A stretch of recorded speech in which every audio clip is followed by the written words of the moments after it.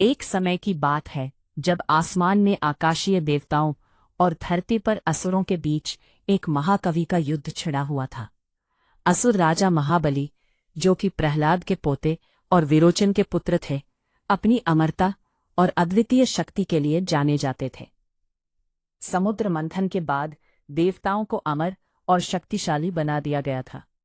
अब इंद्र और उनकी सेना ने दैत्यराज बलि की शक्तियों को चुनौती दी। एक दिन बलि ने ऋषि शुक्राचार्य के पास जाकर उनसे सहायता मांगी।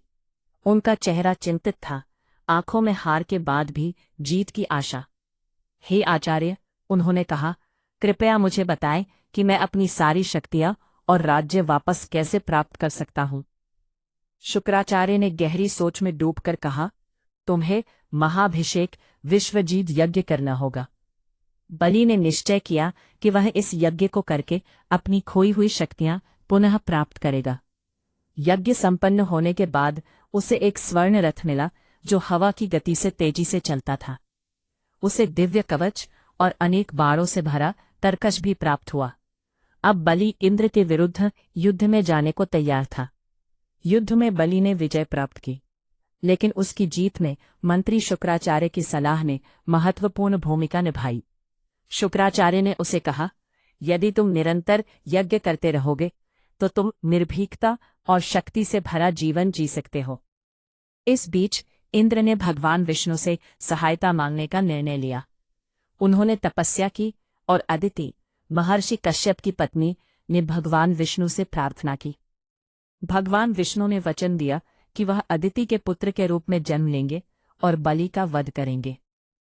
कुछ समय बाद अदिति ने एक सुंदर बालक को जन्म दिया, जिसका नाम वामन रखा गया। एक दिन वामन ने ब्राह्मण का वेश धारण किया और बलि के यज्ञ स्थल पर पहुंचे। बलि ने उन्हें आदरपूर्वक आमंत्रित किया। युवक ब्राह्मण, मैं तुम्हारी क्या सहायता कर सकता हूं? बलि ने पूछा। ब्राह्मण ने कहा, मैंने आपके बारे में सुना है कि आप ब्राह्मणों को दान देते हैं। मुझे धन दौलत नहीं चाहिए, मुझे बस उतनी भूमि चाहिए जितनी मेरे 3 कदम आ सके। उसके शब्दों ने आसपास के सभी लोगों को चकित कर दिया। असुरों ने हंसी उड़ाई, लेकिन बलि ने वचन दे दिया। तभी वामन ने अचानक आकार में बढ़ना शुरू किया। पहले कदम से उसने पृथ्वी पर अधिकार कर लिया, दूसरे कदम से अमरावती पर, और जब उसने पूछा, अब मैं तीसरा कदम कहाँ रखूं, तब बलि ने साहसिकता से कहा, आप अपना तीसरा कदम मेरे सिर पर रख सकते हैं। इस पर भगवान विष्णु ने अपने असली रूप में प्रकट होते हुए कहा, मैं तुम्हें आशीर्वाद देता हूं बलि, तुम पाताल लोक पर शासन करोगे। इस प्रकार बलि पाताल लोक चला गया और इंद्र तथा अन्य देवताओं ने अमरावती पर पुनः अधिकार स्थापित कर लिया। यह कहानी न केवल बलि की महानता की है, बल्कि यह भी दर्शाती है कि जब विचार और विनम्रता का मेल होता है तो महानता की परिभाषा बदल जाती है।